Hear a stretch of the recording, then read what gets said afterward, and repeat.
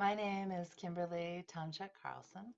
I am the Minister of Religious Education at First Church, and the story I have for you today is Stone Soup. This version is by John Muth. Three monks, Hawk, Lock, and Sue, traveled along a mountain road.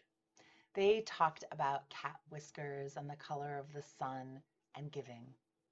What makes one happy? Asked Hawk. Let's find out, said Sue, the wisest monk. Their gaze fell to the rooftops of the village below. They could not see from so high above that the village had gone through many hard times. Sickness and famine, fire and floods had made the villagers very wary and very distrusting of strangers. They had even become suspicious of their own neighbors. The villagers worked hard, but only for themselves. There was a farmer, a tea merchant, a scholar, a seamstress, a doctor, and many others, but they had little to do with one another. When the monks reached the gates, all the villagers disappeared into their houses. No one greeted them. They closed their windows up tight. The monks knocked on the door of the first house. There was no answer. They knocked on the second door, and the same thing happened. It happened again and again, from one house to the next. These people do not know happiness, said Sue, but today we will show them how to make stone soup.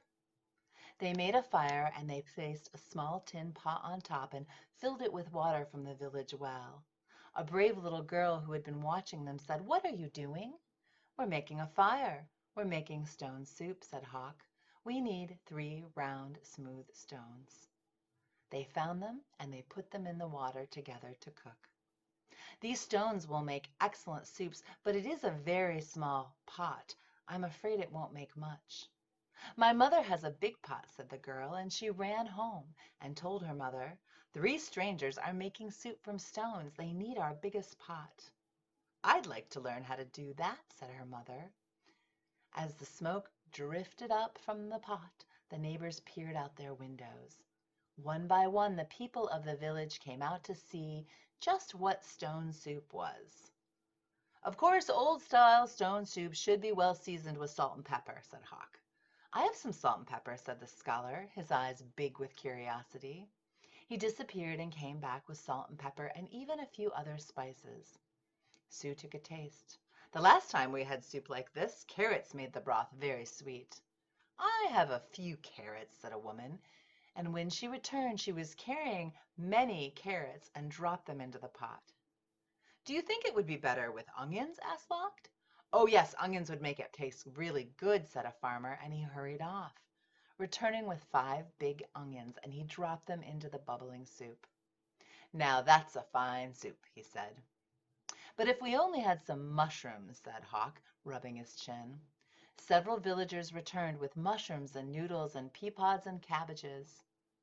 Something magical began to happen among the villagers. As each person opened up their heart to give, the next person gave even more. And as this happened, the soup got richer and smelled more delicious. "Garlic, ginger root, soy sauce. I have some. I have some," people cried out. The monks stirred the bubbling pot. Oh, how good it smelled, how good it would taste, how giving the villagers had become. At last the soup is ready. The villagers gathered together. They brought rice and cake and tea to drink, and they lit their lanterns. Everyone sat down to eat.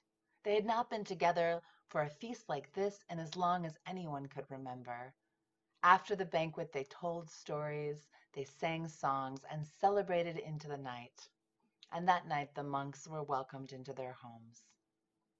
In the morning, everyone gathered together to say farewell. "Thank you for having us. You've been quite generous," said the monks. "Thank you," said the villagers. "With the gifts you have given, we will always have plenty. You have shown us that sharing makes us all richer." "Just think," said the monks, "to be happy is as simple as making stone soup." The end.